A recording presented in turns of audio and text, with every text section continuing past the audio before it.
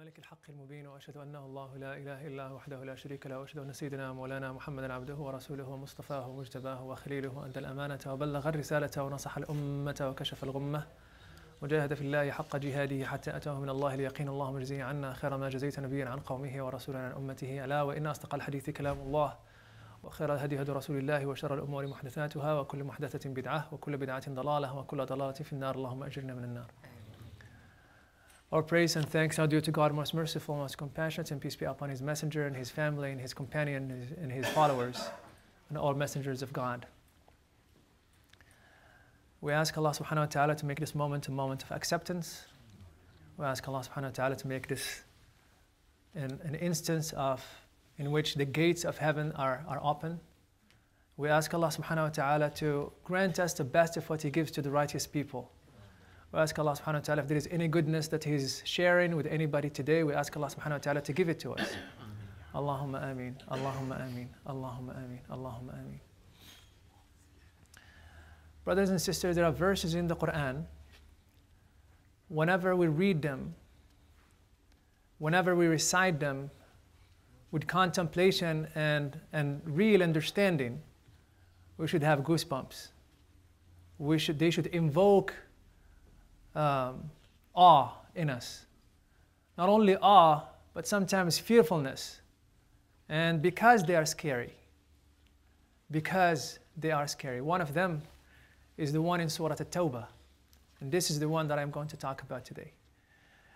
The verse goes in to say, and this is without talking about the context. This is out of the context. I'm going to be talking about the context a little bit afterwards.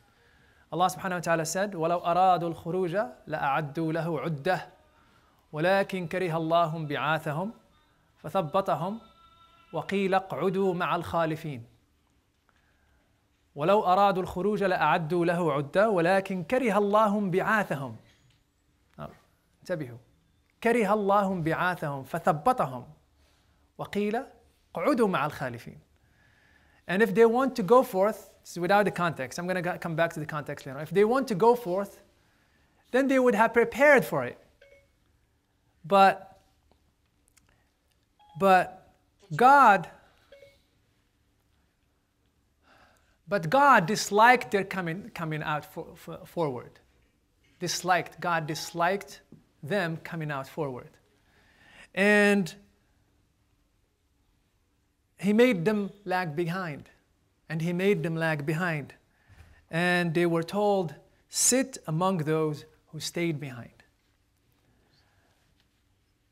Outside of the context, whenever I read this verse, I get goosebumps. Whenever I get scared whenever I get an opportunity to do khair, an opportunity to do goodness, and then that opportunity passes by and I don't take it. And then I ask myself, am I among those that Allah subhanahu wa ta'ala said, كَرِهَ اللَّهُ بِعَاثَهُمْ? That Allah said, God disliked that they go forth and take that opportunity. Am I among those that Allah subhanahu wa ta'ala said, وَلَكِنْ قِيلَ اقْعُدُوا مَعَ الْخَالِفِينَ? And it has been said, sit among those who stayed behind. Whether it is Fajr, prayer, or it is a sadaqah, or it is an opportunity for goodness, or whatever. Whenever an opportunity comes in and passes by, and I'm not there, then كَرِهَ اللَّهُ بِعَاثَهُمْ فَثَبَّطَهُمْ وَقِيلَ اقْعُدُوا مَعَ الْخَالِفِينَ. And God had said, sit with those among those who lagged behind. Right? This is outside of the context. Because anytime you have an opportunity to do khair, it's a gift from God to you. The moment you turn your back to it, you have an agency in that. No doubt about it. No doubt about it. You have an agency in that. This is you turning your back to that opportunity. But on the 10,000-foot level, on the theological level, nothing happened in the world without the intervention of God. Right? And then you ask yourself, am I among those who are willed for that which is good and great and beneficial? Or am I among those who are said, anytime there's an opportunity for goodness, sit among those who lagged behind? And that is the question that should come to us anytime there is an opportunity for goodness. Now let's talk about the context. The context of the verse, this verse in here talks about the hypocrites of Medina. The hypocrites of Medina, at a moment of crucial importance in history of Islam, any moment that is so crucial in the history of Islam, they showed that they are the real enemies of Islam, the enemies from within. And you'll find that repeated again and again at every turn of the history of the seerah of the Prophet ﷺ. All recorded in the Quran.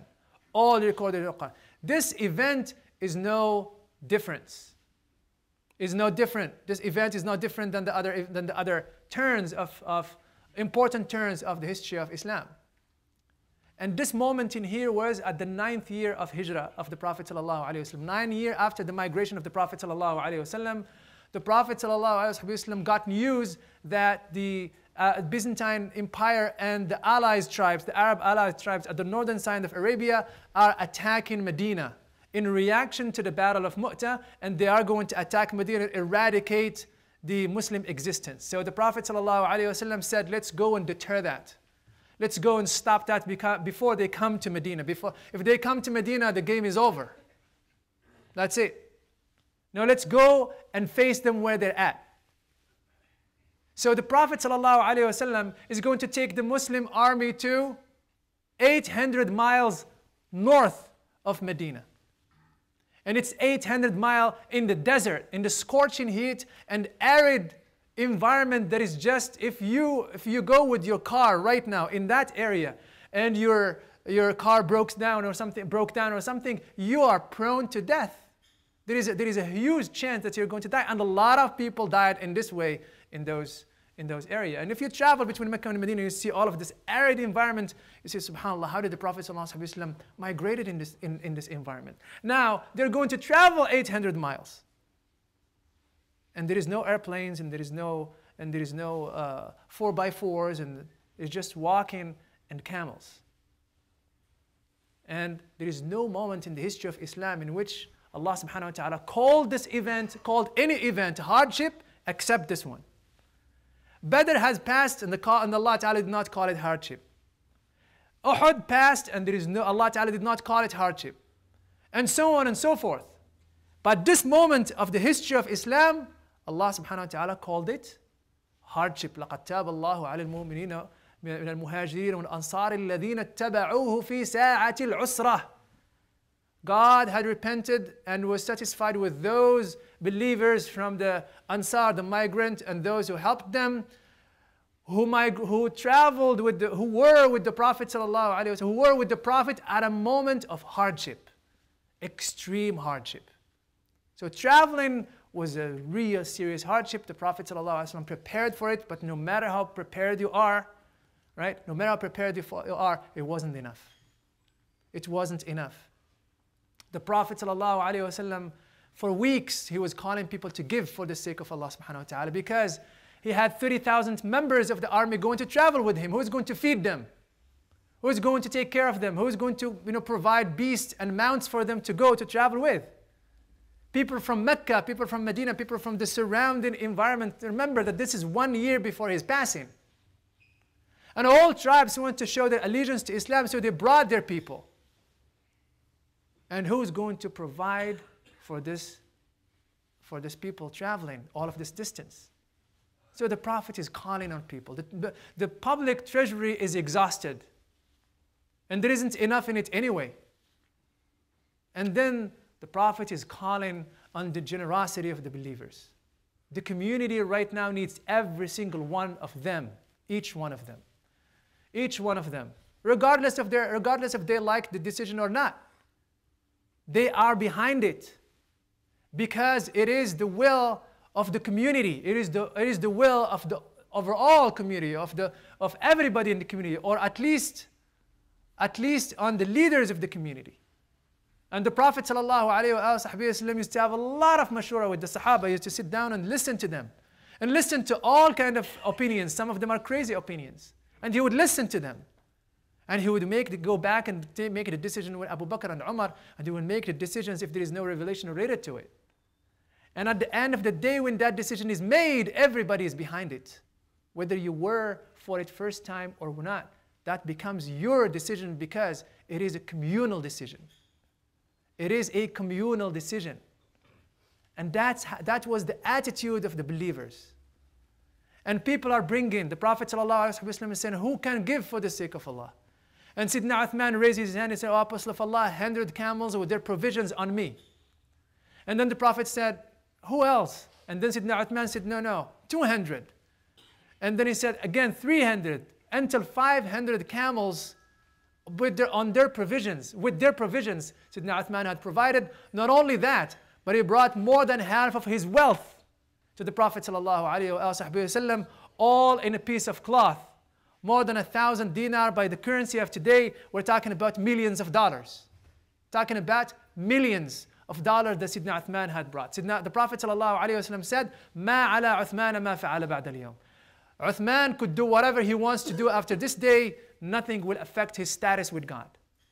Now, ill-understanding people listened to this and he said, Sayyidina Uthman was given a license to do whatever he wants. But you should not understand this way, and I'm repeating this. I've said this multiple times, and I'm repeating it again. So you won't think ill of the greatest companions of the Prophet ﷺ. He was not given a license to do whatever he wants. What the Prophet is saying in here is that Sayyidina Uthman had gained a capital with Allah subhanahu wa ta'ala that is so high. Just like somebody who had $10,000 trillion. Right? And then he made a bad deal of $1 million. He's still rich, isn't he? That wouldn't really diminish his status as a rich person.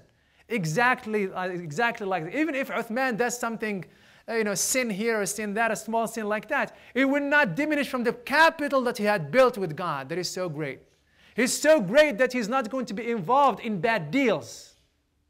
He's so savvy that he's not going to be involved in zina, in fornication and this and this and that. He's not going to be involved in that. But if he's involved in some small deals here and there, it's okay. But even that, Sayyidina Uthman was not involved in. Because he was the production of the education of the Prophet ﷺ. That statement of the Prophet ﷺ did not stop Sayyidina Uthman from giving his best.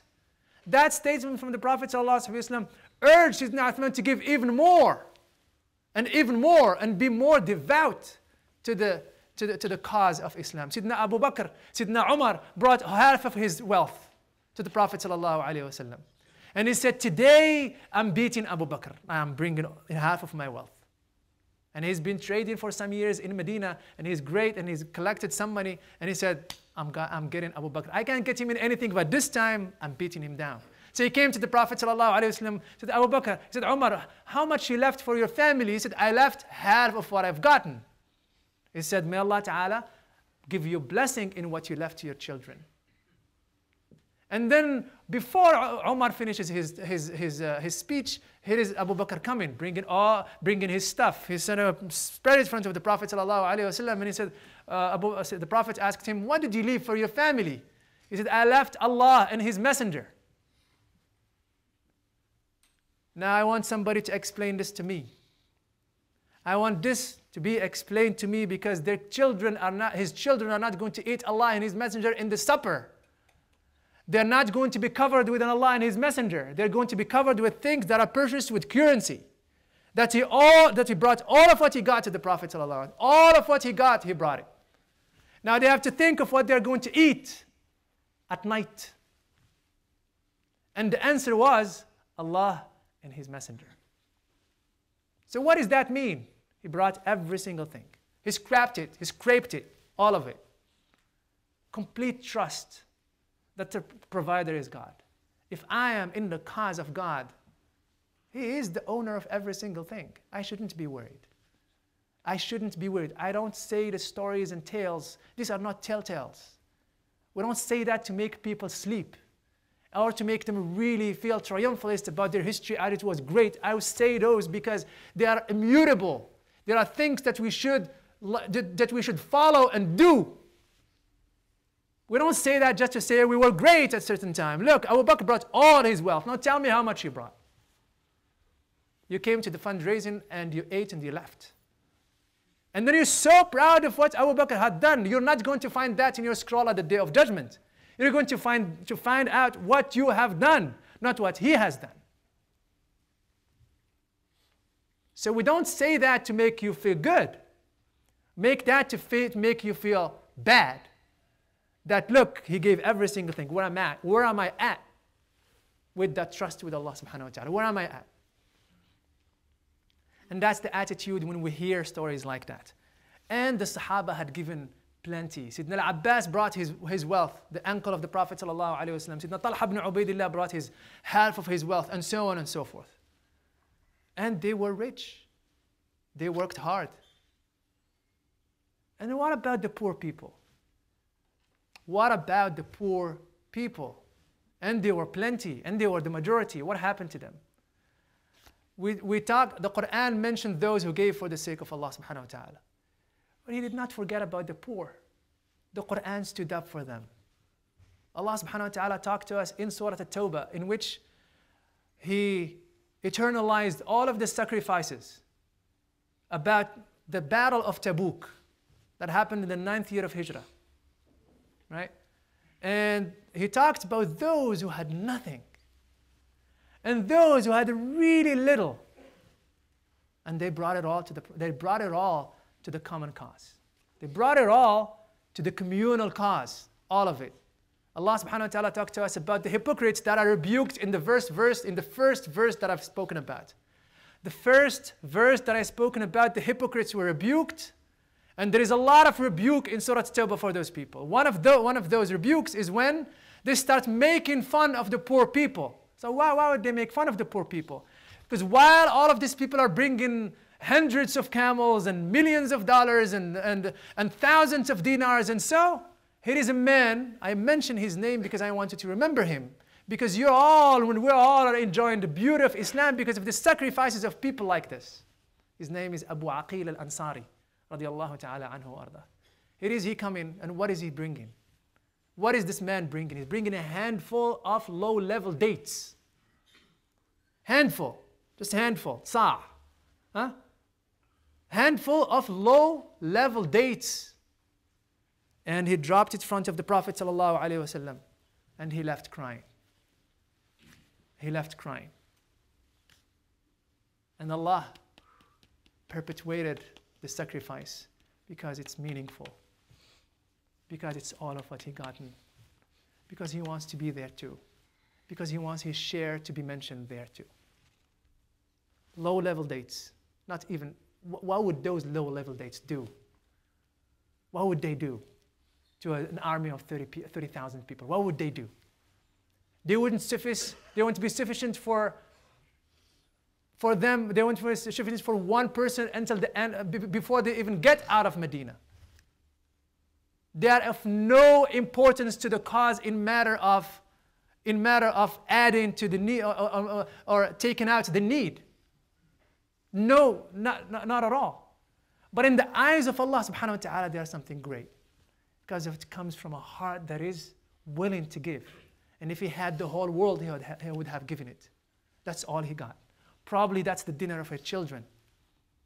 Probably that was the dinner of his children. That's all he got. And there are others who had nothing that Allah Ta'ala had spoken to us, that Allah Ta'ala had eternalized in the Quran. Had nothing, like literally nothing. Abu Musa al-Ash'ari came to the Prophet ﷺ with the Ash'ariyin. Who are these Ash'ariyin? Ash'ariyin are people who are strangers to Medina. They came from Yemen. And you know, when you travel from one place to another place, they were so poor. They came to Medina and had nothing. When did they came to Medina? They came to Medina in the 7th year of Hijrah. In the 7th year. So they're new in Medina. They're just settled in Medina. They're trying to find their ways in Medina. They're still really poor. They have to learn the culture. They have to learn the ways of doing things and so and so. And they're still really dependent. And they have little. And their status is recorded in another hadith in Sahih Bukhari. There is no reason to go through it. And the Prophet ﷺ really, really loved them. He said, إِنَّ الْأَشْعَرِيِّينَ إِذَا أَرْمَلُوا أَوْ قَلَّ طَعَامُ عِيَالِهِمْ جَمَعُوا طَعَامَهُمْ فِي ثَوْبٍ وَاحِدٍ فَقَسَمُوهُ بَيْنَهُمْ بِالسَّوِيَّةِ فَهُمْ مِنِّي وَأَنَا مِنْهُمْ. So the Ash'ariyin are people who are so poor when they have nothing, they get all of what they got in one piece of cloth and they divide it between them equally. Everyone bring what they have, small or big, and then they put it on a piece of cloth and they divide it between them and they take it in a very equal way. They divide it between them in a very equal way.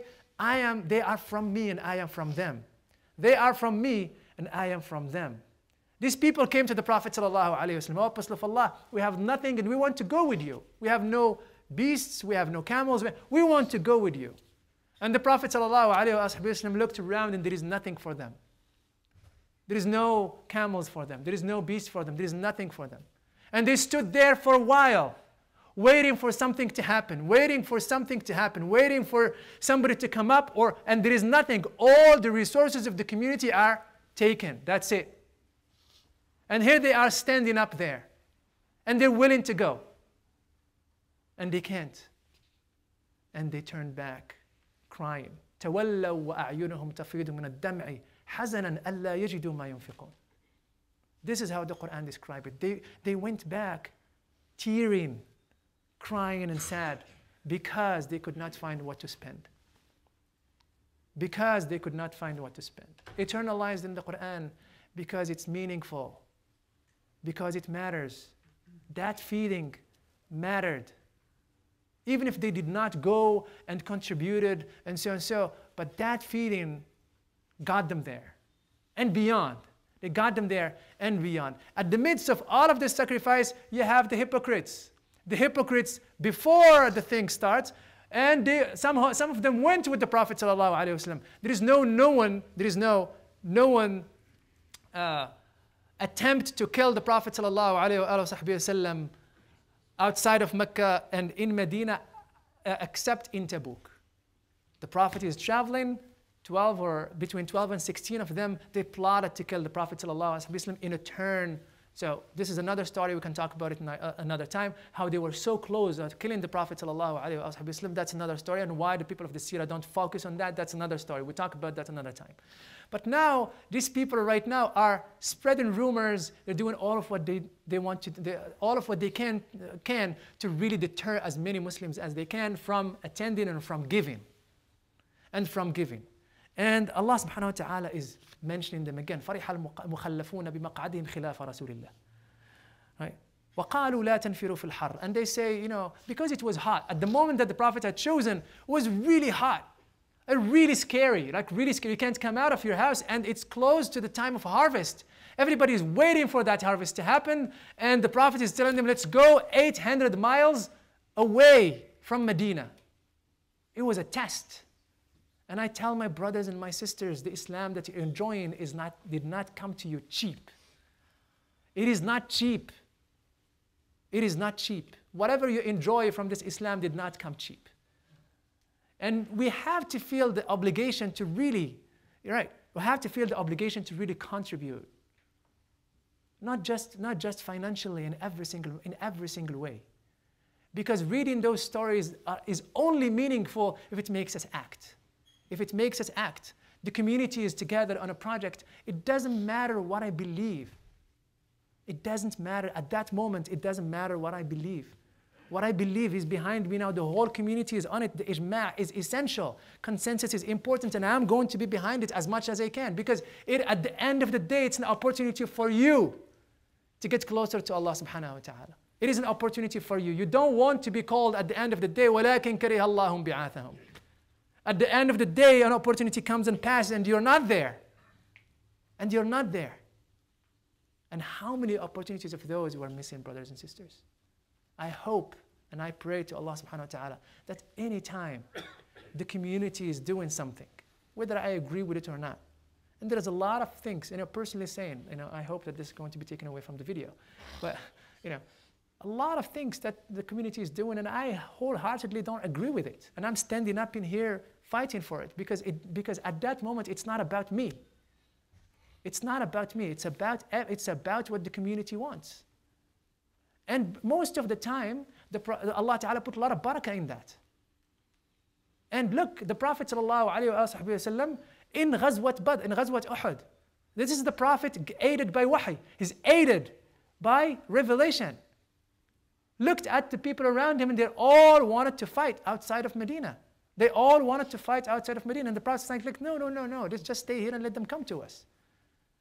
And they said, no, Apostle, let's go to them. And the Prophet said, sure, let's do it. He knew what's going to happen. He went out and he dressed up and he's going to fight. And he's like, okay, sure, let's go do it. They realized that they made a mistake. And then they pushed the Prophet ﷺ. They're going to make him do something that he doesn't want to do. And they realized that they had done that. And they came to him and they said, Apostle of Allah, I apologize. Let's do whatever you want. He's like, no, no, you agreed. Let's do it. This is the Prophet compromising. Knowing what's going to happen. Knowing. Because he valued so much the unity of the community, and the communal decision is above anybody else. Except if there is a revelation, that's another story. So, brothers and sisters, I'm saying all of this because our community will never stop building projects. Because once we stop building projects and doing projects for the community, we are going to, this is a sign that we're degrading. This is a sign that we're stagnant, and we cannot afford to be stagnant. At an environment like this, there is completely all the odds are stacked against us. We cannot afford to be stagnant. We have to go forward. We have to move through the desert for 800 miles and walk through it. Walk through it knowing that we're going to have difficulties and that knowing that we're going to have adversities from within and from without. We have to go and we have to go and we have to go and never stop. And that's the attitude of the Prophet ﷺ. We are going to have difficulties. We are going to have disunity. We are going to have all of that. But let's not stop. Let's continue building the community. Let's continue building our institutions. Let's contribute in that, each one of you. Tomorrow we have a fundraising for our community center, in which the whole community, regardless of the decision, regardless of whatever it is. Now it's a moment in which it's beyond me and you, it's beyond my decision or your decision, it's beyond all of that. It is about the community momentum. It is about the community unity. Community, right? It's unity. There is a word unity in it. And let's show our support. The community center was at the first point, on the highest in the strategic planning meeting that the leaders of the community had, and the 20 years plan, and it had to be done. It had to be done. So all of us are invited to contribute to that. Let us not see ourselves and catch ourselves in a state in which we can remember and say, وَلَكِنْ كَرِهَ اللَّهُ بِعَاثَهُمْ. And God disliked that they show up in an event like this. Let us not be among those. Let us do our best and our utmost. Forget about every single thing and look for your own salvation. And give for the sake of Allah subhanahu wa ta'ala. Because I believe, regardless of my opinion, I believe that anything that the community gathers in, there is barakah in it. There is barakah in it. The Prophet had said that. The Prophet ﷺ had said that. لا تجتمع أمتي على ضلال. And I hope that inshallah it will be clear for each one of us. So do your best. Even if you have nothing, bring your low-level dates to the fundraising. Bring them, whatever they are, 2 cents, 3 cents, whatever it is. Bring it.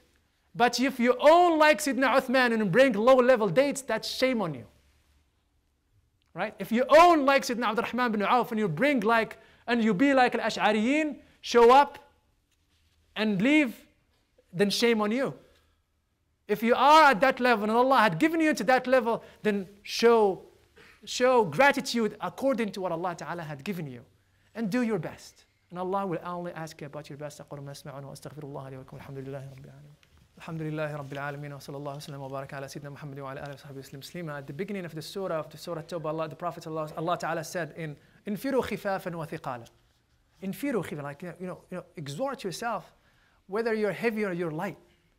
And the scholars went on talking about what does that mean, heavy or light, and but the crux of the matter here is that whatever situation you are in, when there are communal projects like this, we all should be together. We all show support. We're all there. Like Sidna Umar, when he objected to the Prophet ﷺ, he didn't say, I'm going back to Medina, see you, Assalamu alaikum. No, he's there with him. He did not understand the decision, he was not with it, but he's there, standing up. I'm just going to stick in there until I understand it. Even if I don't understand it, I'm with the people. So let us all show Allah subhanahu wa ta'ala something to be proud of. So show Allah subhanahu wa ta'ala that we are followers of Sayyidina Uthman, that we are followers of Sayyidina Abu Bakr, that we are really legitimate progeny of theirs.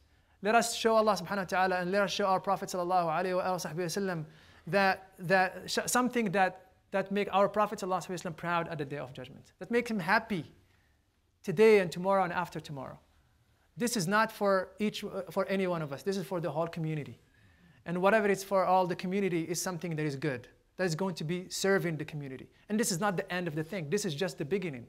This is just the beginning. We want all Knoxville to know about Islam. We want all Knoxville to benefit from the beauty of Islam. I want the whole world. I came to this country, and I have no English, and I have nothing, and I don't know the culture. I have no understanding of anything, seriously. And I went to my Shaykh and I said, Shidi, what should I, And he said, I want you to go to that place, and I want your mission is to go that every single house needs to know about Islam. Every single house needs to know about Islam. This is the attitude. So a community center or a masjid or something, these are all small things. At the end of the day, what we're fighting for are the hearts of people and the minds of people. That's what matters for us. And if we fail, what is our legacy going to be? Like, what is our legacy going to be for the next generation? What are we leaving for them? Seriously, when they look back and look at their ancestors and their parents who brought them to this country, what are they going to remember? They're going to remember us fighting on the boards, or they're going to remember us doing something great for the overall good of our community, whether it's Muslim or non-Muslims. So this is our mission, brothers and sisters. I want every single house in Knoxville to know about Islam in a good way and be affected by it, whether they're Muslim or they're not, whether they become Muslim or they are not. That's my mission, and it should be a mission of every believer. نسأل الله تعالى أن يوفقنا لذلك. We ask Allah Ta'ala to guide us to that. All of you and your families are not invited but obligated to come tomorrow for the event, inshallah, bi'idhnillah. I ask Allah Ta'ala to enable you all to come.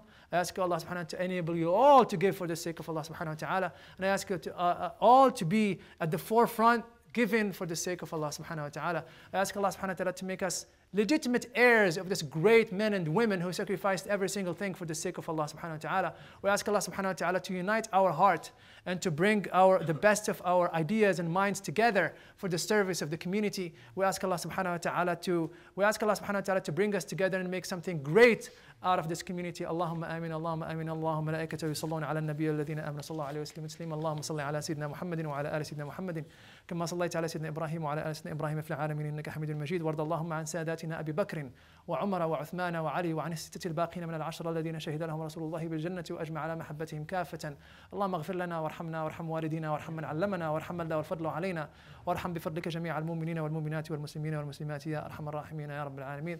ربنا ظلمنا أنفسنا ولم تغفر لنا وترحمنا لنكن من الخاسرين وآخر دعوانا الحمد لله رب العالمين إن الله يأمر بالعدل والإحسان وإيتاء ذي القربى وينهى عن الفحشاء والمنكر والبغي يعظكم لعلكم تذكرون وأقم الصلاة يرحمك الله.